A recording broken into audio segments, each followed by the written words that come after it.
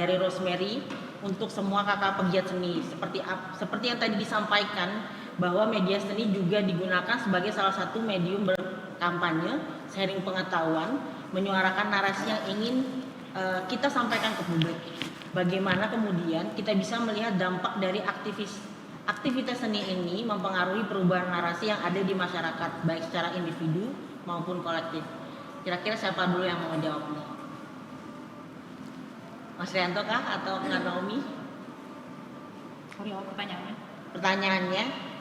Pertanyaannya media seni digunakan sebagai salah satu medium kampanye, sharing pengetahuan dan menyuarakan narasi yang ingin disampaikan ke publik. Nah, bagaimana sih kemudian kita melihat dampak dari aktivitas seni ini mempengaruhi perubahan narasi yang ada di masyarakat? Mungkin ada teman-teman yang mau jawab. Iya, mungkin juga boleh ada teman-teman yang mau menjawab pertanyaan yang ada di Zoom. Ya, Kerlina boleh. Sini, pindah sini dong. Gak usah. Silakan Kak, gak apa-apa Kak. Tukeran. Iya, lah iya nggak apa-apa Kak. Oh, ada mic-nya. Ada mic-nya.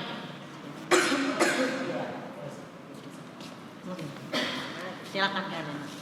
Halo, salam kenal, nama saya Erlina. Jangan lupa nanti kamu nonton ya. Asik. Jam 9 malam. Terima kasih buat teman-teman yang sudah melakukan penelitian dan beberapa kali juga mewawancarai kami, dan juga itu sebagai bentuk dari acknowledgement gitu bagi kami dan kerja-kerja aktivisme yang kami lakukan selama ini. Kami sangat berterima kasih. Tepuk tangan buat hasil penelitian ini.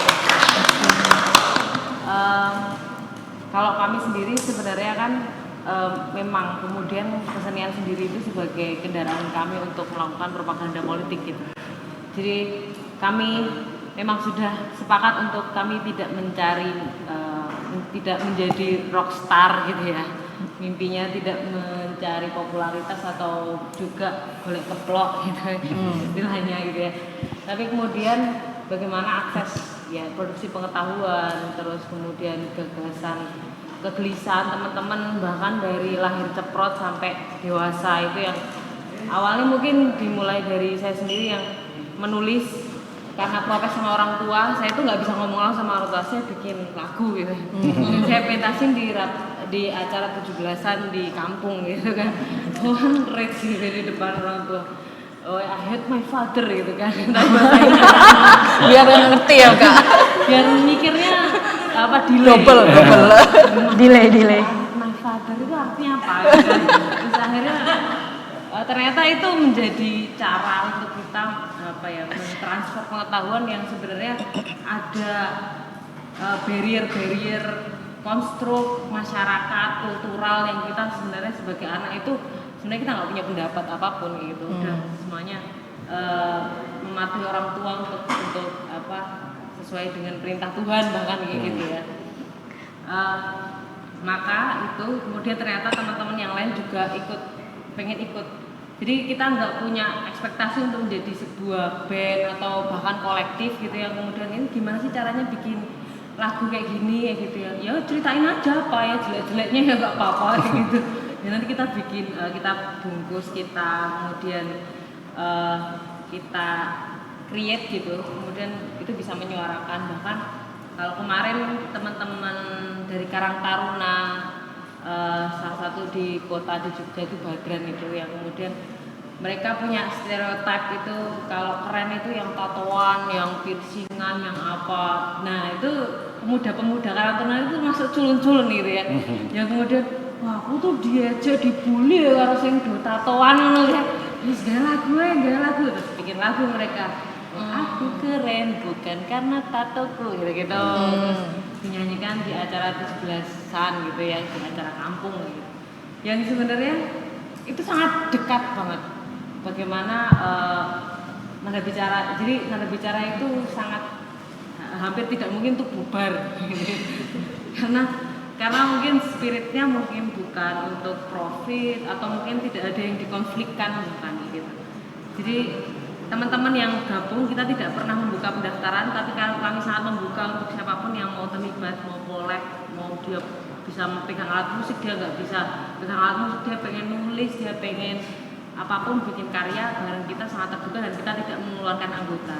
Jadi kalau misalkan dia biasanya sudah lulus gitu terus Mbak mau kerja di Jakarta, oh ya semoga lancar lah kayak gitu. Tapi tetap mereka tuh menjadi resonansi kami dimanapun mereka berada gitu. Jadi nge-repost karya kami, terus kemudian juga menggunakan karya kami untuk bahan skripsi, untuk bahan penelitian yang ternyata ini ternyata bisa diteliti tuh kayak gitu. Mungkin hampir sama-sama kalau yang sebenarnya mengulik dari pengalaman personal dan merespon apa yang ada di masyarakat kayak gitu. Dan juga mungkin dari karya-karya kami juga kalau kami sering dibilang toko kelontong karena kami nggak punya fokus karya yang harus musik fokus di musik, nggak ada. Karena itu semua kendaraan. Ayo bikin video bareng, ayo bikin film bareng kayak gitu. Ayo kita bikin pertunjukan. Nggak punya duit buat bikin pertunjukan, kita ngerekam suara, kita bikin podcast, drama audio gitu kan. Yang kemudian akses yang paling penting kayak gitu. Nah, untuk mewujudkan akses itu mungkin aku sedikit sharing tentang tips ekonomi, ekonomi gitu ya. Jadi bukan kebetulan juga sebenarnya kami mengupayakan untuk kami punya daya untuk mewujudkan akses pertunjukan, akses film, akses apapun itu. Kemudian kami menabung sedikit demi sedikit untuk membeli alat. Yang kemudian sebenarnya alat itu kami berikan sebagai self manage. Nah, kami punya persewaan sound system. Persewaan sound system itu self manage-nya kita memang nggak kemudian promo, kita bayar marketing untuk pemasaran gitu, enggak. Kita kemudian self manage, kita mengajarkan teman-teman untuk jadi bos. Jadi siapapun yang punya project, dia akan memegang sound system itu, dia akan mengupah teman-temannya kayak gitu. Dan juga dia akan mendapatkan sharing yang besar karena dia sebagai bos. Nah, dengan seperti itu malah teman-teman itu semakin semangat untuk mencari project gitu, mencari tanggapan sound itu ya. Ada juga teman gitaris kami yang punya studio recording, itu juga self manage gitu. Jadi siapapun yang punya project, dia akan mendapatkan sharing yang besar dan kemudian dia punya akses terhadap keseluruhan alat-alat recording gitu. Dan nanti dia mengupah teman-temannya yang ada di situ. Dan juga kita bisa invest alat. Kamu punya invest alat apa? Aku punya duit nih, aku tak beli mixer ya gitu. Aku habis dapat proyek, terus aku mau beli mixer, aku titip mixer. Nah, mixer ini pun karena ini investnya si A misalnya gitu. Nah, ini kita 50-50. Nanti siapa yang bawa keluar dapat bagian. Nah, yang punya alat ini selama alat itu masih ada di situ, dia akan mendapatkan bagian 50% misalnya gitu. Dan itu terus ternyata banyak yang aku titip drum, aku titip mic bahkan kayak gitu, yang kemudian sebenarnya speknya meningkat terus kayak gitu. Jadi kita nggak mikirkan wah ini kita profitnya berapa ya itu, tapi lebih ke circle-nya ini terempower gitu. Nah, kalau udah di situ kita misalkan ajak main musik, kita main teater, ini rano detail loh gitu kan. Ini semangatnya loh gitu. Jadi perut sudah selesai gitu. Jadi kita melakukan aktivisme itu istilahnya ibadah kesenian gitu. Lebih khusyuk gitu. Terima kasih. Ya, terima kasih Karina, tepuk tangan untuk Karina. Mungkin dari teman-teman ada yang mau nambahin juga tentang bagaimana sih dampak kita bisa melihat dampak dari aktivitas seni ini mempengaruhi perubahan narasi yang ada di masyarakat. Atau dari Karyanto atau Ibi mau menambahkan? Dari saya coba mau menambahkan, berangkat dari pengalaman ketubuhan saya sebenarnya. Dulu saya waktu menari itu biasanya untuk cucuk lampah waktu di SMKI Banyumas. Nah, pertama kali saya masuk ke SMKI Banyumas yang dulunya masih namanya SMK Sendang Mas, baru masuk 1 minggu langsung ditarik oleh perias pengantin untuk menari di acara pengantin gitu, untuk nyucuk lampah gitu kan. Kaget saya karena di situ juga di Banyumas tidak terlalu banyak penari laki-laki waktu itu. Jadi kalau ada penari satu laki-laki langsung diambil gitu untuk sebagai cucuk lampa di acara pernikahan gitu. Nah, waktu itu saya benar-benar karena memang tidak tahu ya harus berpenampilan seperti apa. Karena ketika saya maju gitu nari untuk cucuk lampa, pakaian saya itu seperti laki-laki tapi gerakannya perempuan gitu. Terus lambat laun setelah dapat satu job, kemudian berikutnya ada lagi, dan saya mencoba untuk riasannya itu riasan cantik, tetapi pakaiannya laki-laki gitu. Terus musiknya yang ditarikan adalah musik lenggeran perempuan gitu kan. Terus, nah saya itu mengkombinasikan tubuh ini menjadi sebuah kebiasaan untuk saya tampil di depan masyarakat. Kan kalau orang di masyarakat di pedesaan itu pasti dia oke, tubuhnya luas ya, laki-laki kok luas gitu kan. Terus akhirnya mereka mencoba untuk nanggap gitu, dan ternyata saya pikir kalau saya ingat-ingat kembali mereka sebenarnya suka dengan hal-hal seperti ini gitu loh. Karena saya juga tidak memikirkan bahwa tubuh saya itu saya harus dandan perempuan, harus secantik apapun gitu ya. Enggak, tetapi saya membebaskan tubuhnya untuk berekspresi apapun. Pakaiannya laki-laki, dandanan make up-nya perempuan, tetapi jogetnya perempuan. Kadang saya dandannya laki-laki, ininya dandannya perempuan, ininya laki-laki seperti itu. Jadi dan orang melihat juga, oh ini menarik ya, ini senang ya. Sering ada tanggapan sebenarnya dari masyarakat itu sendiri, tetapi memang orang melihat ini tabu, tapi tabu yang mungkin menarik bagi mereka untuk dilihat kembali. Repetition dalam kehidupan itu kebiasaannya di-repeat kembali gitu.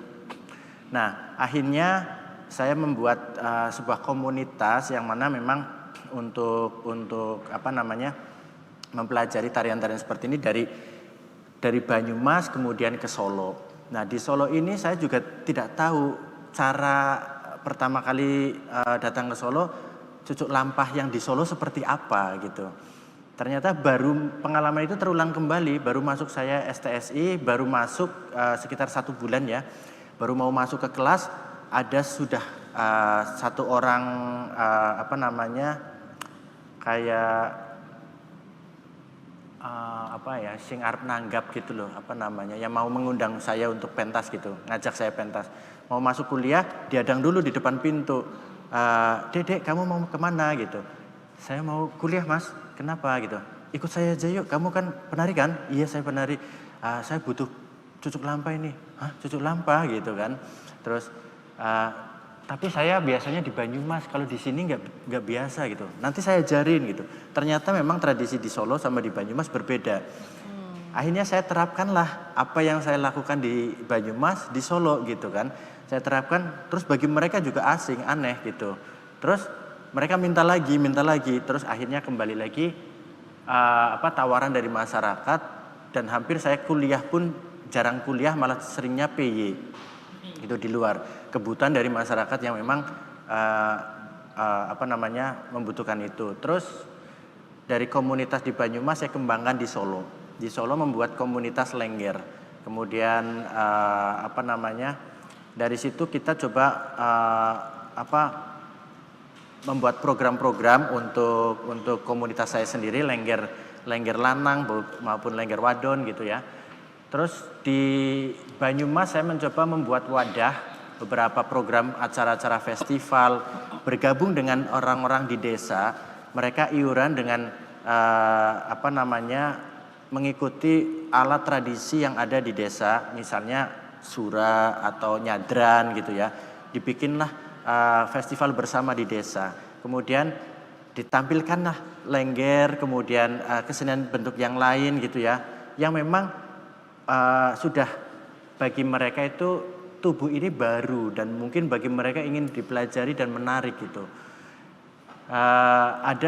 Saya mencoba untuk membuat ruang-ruang bagi mereka seperti Kendali Sada Art Festival, kemudian Banyumas Art Festival, kemudian ada Pekan Banyumasan yang memang di situ melebur jadi satu masyarakatnya.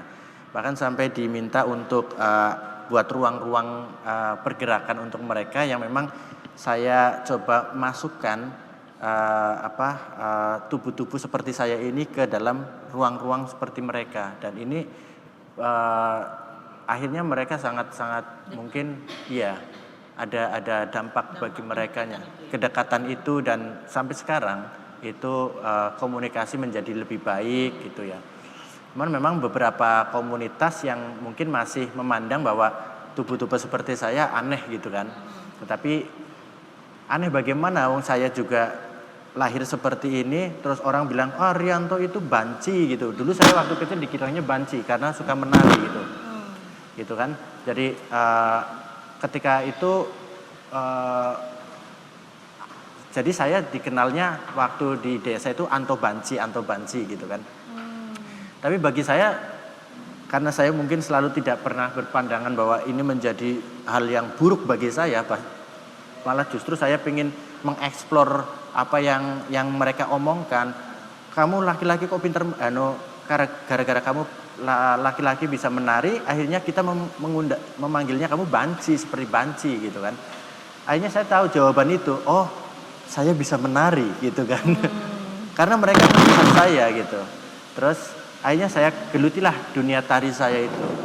Yang pada akhirnya sampai saya membuat komunitas-komunitas, program-program di setiap wilayah, dari desa ke desa. Seperti apa tradisi saya, yaitu proses menjadi lengger itu tidak sulit, tidak gampang gitu. Ada prosesnya, dan proses ini saya realisasikan pada kehidupan masyarakat ketika saya harus membuat ruang-ruang dari desa satu ke desa lain. Sampai di Sumatera juga, terus Kalimantan juga. Di Kalimantan Timur ada Lanjong Art Festival, itu awal-awal mula dengan saya. Kemudian teman-teman di Kaba Festival di Sumatera Barat, terus teman-teman di Jawa gitu. Jadi dampak tubuh ini sebenarnya bisa dikatakan bermanfaat untuk orang lain gitu. Iya. Menurut saya. Jadi bagaimana juga orang lain tuh melihat apa yang disuarakan sama karya itu dekat sama kehidupan mereka gitu ya Kak. Iya. Sehingga ya jadinya secara nggak langsung berdampak juga apa yang, dan mereka itu tadi meminta terus bagaimana Kak Rianto terus menari di sekitar mereka gitu kan. Betul. Bahkan saya sempat pada saat Kendali Sada Art Festival yang kedua itu di desa saya itu memang ada komunitas ya, karena yang menari kan itu festival lengger. Jadi yang baik lengger yang berdandan laki-laki berdandan perempuan atau lengger perempuan semua melebur jadi satu. Ada sebuah komunitas yang datang, mereka pakai surban putih semuanya, datang ke acara festival itu. Terus saya sudah pakai pakaian lengger. Tahu mereka datang, terus saya silakan nonton, ada tempat duduk di lantai. Memang kita duduknya karena panggungnya itu di alam ya. Mereka datang gitu, saya suruh nonton duduk. Mereka cuma diam gini. Gitu kan. Terus tetapi saya dengan pendekatan saya, karena ini adalah acara bersama, silakan duduk nonton, ikut membaur gitu. Tapi ternyata mereka juga menikmati. Saya rasa saya melihat mereka juga menikmati karena mereka bisa nonton dari awal sampai akhir. Tidak pindah. Karena kalau masyarakat yang lain kan memang keluar masuk nih, karena habis nonton ini terus kepengen nonton yang lain, dia tetap duduk di situ. Jadi ini masih ada mungkin pikiran positif, atau nanti mau diapain saya juga tidak tahu. Ya. Tapi sampai sekarang nggak apa-apa. Ya. Oke, semoga tadi pertanyaan dari Rosemary, teman dari yang ada di daring itu sudah terjawab dari jawaban dari Kak Erlina dan Kak Rianto. Mungkin ini ada sebenarnya saya nggak mau memberhentikan diskusi ini karena menarik dan banyak sekali yang perlu kita bicarakan terkait bagaimana aktivisme dan seni itu berkembang di Indonesia gitu, terutama dengan isu yang digaungkan oleh para seniman terkait isu feminis dan queer. Tapi karena karena kita akan ada lagi juga yang akan teman-teman bisa ikuti setelah ini ada pertanyaan terakhir juga, ya mungkin pertanyaan terakhir yang muncul dari teman-teman dari daring. Nah, mungkin ini bisa saya berikan pada teman-teman Buka Tabung gitu, karena pertanyaannya berkaitan dengan penelitian. Saya BK dari Yayasan HIPOS mau bertanya mengingat penelitiannya melihat perkembangan periode pasca Soeharto hingga sekarang, apakah faktor pandemi juga dipertimbangkan dalam penelitian ini? Kalau iya, apakah ada peluang, tantangan, dan perubahan signifikan yang dihadapi seniman saat melakukan aktivisme? Itu pertanyaan pertama. Pertanyaan kedua, apakah ada saran mekanisme ideal untuk memberikan dukungan pendanaan oleh lembaga donor untuk kolektif seniman tanpa memberikan beban tambahan pada teman-teman seniman terkait persyaratan yang dibutuhkan untuk bekerja sama? Ketiga, di mana penelitian yang full dapat diakses? Mungkin itu. Mungkin siapa mau jawab, kayak Edit atau Yang pandemi lah ya mau ya. mau pakai ini? Ini lebih ini. Oke, jadi saya menjawab terkait dengan pandemi tadi ya. Kalau misalnya apakah berpengaruh, sebenarnya dalam penelitian ini kita sempat melihat dampak itu. Cuman memang ketika proses kita menganalisis gitu atau kita ketika mereduksi datanya tidak terlalu tergambarkan dengan jelas sehingga akhirnya kita punya datanya tapi tidak kita tampilkan seperti itu. Nah, sebenarnya apakah berpengaruh atau tidak, karena ketika kemarin kami melakukan penelitian itu kita sudah melihat bahwa ada beberapa dari responden yang tidak mendapatkan pendanaan, dan ketika kita tarik lebih jauh lagi pendanaannya itu apakah ada dana cadangan dan sebagainya, lebih jauh lagi itu lebih kecil gitu. Dampak pandeminya yang kita temukan adalah cukup ada dampaknya tapi tidak terlalu besar. Ada yang dia mendapat pengurangan dana dari 70, ada yang sampai 75% dananya itu hilang. Ada juga yang sampai 100, ada nggak sih Pak? Kayaknya enggak. Enggak ya, cuman 75, kemudian ada yang sekitar 25 dan ada yang 50 seperti itu. Memang dampak yang dirasakan di pandemi apa? Dana-dana yang diterima itu terpotong, banyak yang berkurang seperti itu. Terus kalau misalnya kita tarik lebih lanjut lagi dalam proses penelitian ini, yang mana dampaknya juga kepada proses aktivismenya nantinya gitu.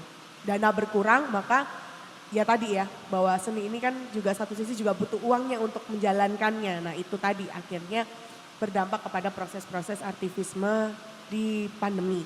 Kemudian juga salah satu informan kita juga bercerita ketika pandemi itu terjadi, akhirnya mereka tidak bisa melakukan kegiatan secara luring karena itu ada pembatasan-pembatasan di daerah ya yang tidak boleh berkumpul dan sebagainya. Itu sih dampak-dampak yang dirasakan waktu pandemi. Mungkin pertanyaan kedua tadi? Boleh. Pertanyaan kedua. Mungkin yang tentang apa sih yang bisa direkomendasiin gitu ya untuk mekanisme donor. Mungkin yang pertama kenali dulu kali ya keberagaman tema, keberagaman dinamika di dalam ruang-ruang itu. Karena pertama nggak semua organisasi atau kolektif itu memang secara badan hukum terregister ya, seperti yang disampaikan di hasil penelitian itu. Dan itu kerap kali jadi kendala terbesar ya ketika dalam mengakses pendanaan. Apalagi ketika dibilang, oh portofolio kamu kemana gitu, terus apakah kamu udah cukup dikenal atau organisasi kamu sudah terregister atau belum, itu suka jadi tantangan terbesar sih ya dalam mengakses pendanaan. Jadi menurut saya sih penting juga siapapun ya yang ingin mendukung gitu, entah itu lembaga filantropi atau yang memang pengen memberikan dukungan, itu mengenali keberagaman si individu dan kolektif ini gitu. Pengalaman dari Kubuka Tabu sendiri kan juga Kubuka Tabu baru saja terregister di tahun ini karena kata Kubuka Tabu itu ternyata tidak diterima secara kelembagaan di Kementerian Hukum dan HAM gitu. Jadi selama 5 tahun ke belakang kami memang informal gitu dalam proses mencari dana dan seterusnya. Jadi memang justru ketika donor sudah memahami soal keberagaman karakter ya yang terjadi dalam komunitas itu, maka itu yang jadi kunci yang pertama gitu. Terus mungkin juga ketika dia sudah mengenali perlu ada upaya untuk bisa mendorong tadi ya peningkatan kapasitas gitu. Kalau memang logika pendanaannya adalah logika pendanaan yang membutuhkan proposal yang sangat panjang gitu. Nah, itu tuh penting untuk dipahami bahwa tidak semua orang juga bisa langsung mengakses hal itu gitu. Itu menjadi penting, berarti harus ada pemetaan juga gitu, karena sebenarnya kalau mau dilihat di ekosistem pendanaan feminis, donor itu diposisikan bukan sebagai orang yang pemberi ya, tapi donor itu adalah bagian dari gerakan sosial seharusnya gitu, aktor perubahan sosial. Jadi ketika dia dihadapkan oleh pekerja seni atau aktivis, dia jangan sampai diposisikan sebagai saya pemberi dana, saya memberikan sesuatu gitu. Enggak gitu. Tadi yang sudah sampaikan sama Kak Naomi juga Kak Rianto lah, ini kami ini pelaku seni dan juga aktivis ini kan yang merawat keberlanjutan gagasan dan seterusnya. Jadi harus ada pemahaman itu di antara si aktor-aktor perubahan sosial itu sendiri gitu. Jadi menurut saya sih perlu ada diskusi yang lebih lanjut gitu ya. Pertama, ketika kita pengen membangun ekosistem pendanaan yang egaliter gitu, yang tidak serta-merta misalnya yang ini dianggap lebih tinggi powernya karena sudah memberikan dana gitu, sementara yang lainnya itu kamu hanya memberikan ini, padahal kan itu bukan hanya ya, tadi modal-modal yang terkumpul itu sudah besar gitu yang dilakukan oleh para pelaku seni, para aktivis gitu. Jadi sebetulnya perubahan mindset itu sih yang penting untuk dibangun terlebih dahulu gitu. Apakah misalnya pemberi dana atau filantropi sudah memahami karakter gerakan sosial itu sendiri gitu ya, keberagamannya, tema-temanya, lokasi-lokasi yang spesifik, karena kan kalau di penelitian juga disampaikan ya kita juga mesti ngeretas si privilege itu kan gitu. Jadi beda loh gitu teman-teman yang bisa mengakses badan hukum dengan cepat gitu ya, karena bahasa yang digunakannya lebih umum gitu ya, dengan teman-teman komunitas yang kayak gimana ya saya kalau menggunakan nama yang umum aja ya, itu ngomongin soal perjuangan identitas saya dan seterusnya, akhirnya itu yang membuat dia stuck gitu ya di situ gitu. Jadi mesti melihat itu juga gitu, karakter gerakan sosial seperti apa dan bagaimana donor juga bisa masuk ke dalam gerakan sosial, bukan jadi sesuatu yang mungkin ada di luar gitu ya. Nah itu mungkin yang juga penting di dalam ekosistem pendanaan feminis gitu. Terus kalau soal mekanismenya, nah itu mungkin yang bisa dibicarakan bersama yang terkait, ada satu rekomendasi juga ngomongin soal lumbung dana bersama. Nah saya nggak tahu prosesnya gimana ya, apakah mungkin di ekosistem seni ini sendiri juga sudah pernah dibahas soal, saya nggak begitu paham gitu ya Mbak soal ini, tapi itu menarik gitu ya ngomongin soal lumbung dana bersama, apakah ada dana abadi gitu ya yang bisa dipikirkan sejak awal gitu oleh siapapun ya, dari pihak-pihak yang mungkin sudah punya resource gitu, gimana sih kita bisa mengupayakan dana abadi buat pelaku seni gitu ya. Ini mungkin diskusinya bisa jadi sangat panjang ya, tapi menurut saya mereka yang ada di posisi-posisi strategis di donor, lembaga filantropi harusnya bisa men-shifting mengubah tatanan itu gitu. Jadi tidak mereproduksi pola-pola kompetisi gitu, kompetitif, tidak mereproduksi pola-pola relasi kuasa itu gitu. Nah, mungkin itu ya yang bisa saya katakan di awal. Jadi undangannya sih ini lebih ke undangan gitu buat misalnya teman-teman yang bergerak di peran strategis donor atau lembaga filantropi, mari kita duduk bersama gitu untuk mendiskusikan tentang gimana sih kita memposisikan diri kita gitu di dalam satu gerakan sosial gitu. Lalu nanti dari situ ketika kita sudah bisa duduk bersama, berbagi pengetahuan, menyadari dan merefleksikan, oh iya ya ternyata kan kita pasti belajar dari kesalahan gitu. Oh saya punya kekeliruan di mana, saya ingin menambal gap saya di mana. Nah dari situ mungkin kita bisa bicara lebih lebih terbuka juga soal gimana sih membangun ekosistem pendanaan yang lebih setara, nggak kompetitif gitu. Mungkin itu ya. Jadi saya nggak bisa ngasih spesifik teknisnya kayak gimana, tapi lebih melihat ayo gitu dalam ekosistem pendanaan saat ini kita tuh ada di mana gitu, dan kayak gimana kita mau berefleksi ulang gitu supaya gerakan sosialnya bisa berlanjut gitu dan kitanya bisa sama-sama gitu di tengah situasi yang tadi dikatakan sama Kak Naomi, kita lagi defensif. Justru ini kayak ruang-ruang untuk bisa berefleksi kan. Jadi mungkin di aktor gerakan sosialnya yang aktivisnya, pelaku seninya, dan mungkin juga yang di teman-teman donor dan filantropinya juga bisa berefleksi bersama. Mungkin itu sih lebih ke undangan juga gitu. Dan lebih kayak ada gimana relasi kuasanya tidak ada yang tumpang tindih gitu kayak antara pemberi donor dan juga para seniman juga gitu sendiri. Dan tadi kalau penelitian ini dapat mungkin menambahkan penelitian ini dapat diakses nanti akan ada di Instagramnya Kubu Katabu ya. Jadi teman-teman, bagi teman-teman yang ada di Lurik nanti bisa akses juga, di depan ada barcode yang bisa langsung menuju kepada hasil penelitian secara full. Itu sih mungkin di waktu singkat ini aku mau minta terakhir pertanyaan untuk Nisa kali ya.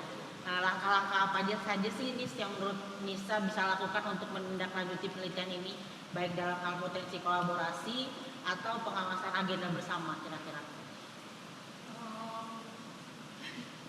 Mungkin mau ini sih Kak, kan karena kebetulan juga aku di program Fitur ini, Ya. jadi program manajer tali takunya sih khususnya di working group 1 yang memang kami fokus dengan dukungan publik yang bisa dibilang bahwa sasaran kami adalah para aktor atau para tokoh dan tokoh agama, tokoh masyarakat ataupun akademisi, media dan lain sebagainya. Nah, tokoh masyarakat ini tuh memang kami juga masih di WG1 masih bingung kan kayak siapa tapi ini kami pelajari lagi bahwa ya budayawan, seniman itu juga bisa jadi tokoh masyarakat yang bisa memberikan dukungan publik atau menyampaikan kaitannya dengan isu dengan kepada masyarakat mungkin dengan lebih mudah ya, pendekatan yang lebih dekat seperti itu. Nah, langkah-langkahnya mungkin masih belum terlalu dipelajari seperti apa ya Kak, tapi bisa jadi ini untuk kolaborasi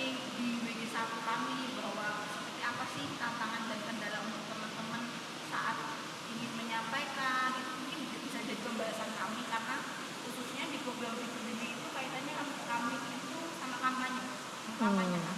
Jadi mungkin bisa jadi pembahasan strategi apa sih yang mungkin bisa kita lakukan bersama dari sisi pandang para seniman untuk menyampaikan kaitannya dengan isu feminis, queer ataupun lain sebagainya. Itu mungkin bisa jadi ruang-ruang sih untuk kita ngobrol bareng untuk gimana sih ngomongin ini, dan baiknya dengan kami yang dari program ini atau yang dengan isu yang organisasi yang fokus dengan isu keberagaman seksual, mungkin bisa juga ayo sama-sama yuk kalau memang senimannya peningkatan kapasitas kaitannya dengan isu itu bareng-bareng yuk belajar bareng-bareng. Kami pun juga belajar kayak gimana ya pendekatan dari seni untuk ngomong tentang kata-katanya gitu sih. Mungkin tapi tetap ada prosesnya gitu sih lah, lebih ke strategi komunikasi mungkin ya Pak, seperti apa. Terima kasih Nisa untuk langkah-langkahnya dan saran dan kemudian rekomendasinya, mungkin itu akan bisa menjadi catatan dari para peneliti, dari kami juga Kubu Katabu, di mana penelitian ini bisa kita kembangkan menjadi agenda bersama, pengawalannya menjadi agenda bersama. Mungkin itu aja sih dari diskusi ini. Sekali lagi aku sebenarnya pengen kita mendiskusikan lebih lanjut tentang penelitian ini, cuman karena keterbatasan waktu, karena kita akan ada agenda lagi. Saya mau mengucapkan terima kasih sebanyak-banyaknya untuk Lina, Kak Edi, Karyanto, Mbak Naomi, Ibi, dan juga Nisa yang udah ada, juga kayak Lina, ada juga teman-teman yang ada di sini yang udah mungkin berbagi, mendengarkan, dan juga teman-teman yang ada di daring juga yang sudah memberikan pertanyaan maupun memperhatikan atau mendengar apa yang kita diskusikan hari ini. Semoga diskusinya akan tetap berkembang dimanapun mediumnya, dan bagi teman-teman yang yang ada di sini mungkin masih bisa melanjutkan diskusi-diskusi tentang penelitian ini setelah kegiatan, dan juga bisa menikmati kegiatan yang lain, karena setelah ini kita ada kegiatan lagi pembukaan pameran. Itu aja dari aku. Wassalamualaikum warahmatullahi wabarakatuh. Selamat siang, terima kasih untuk kehadirannya.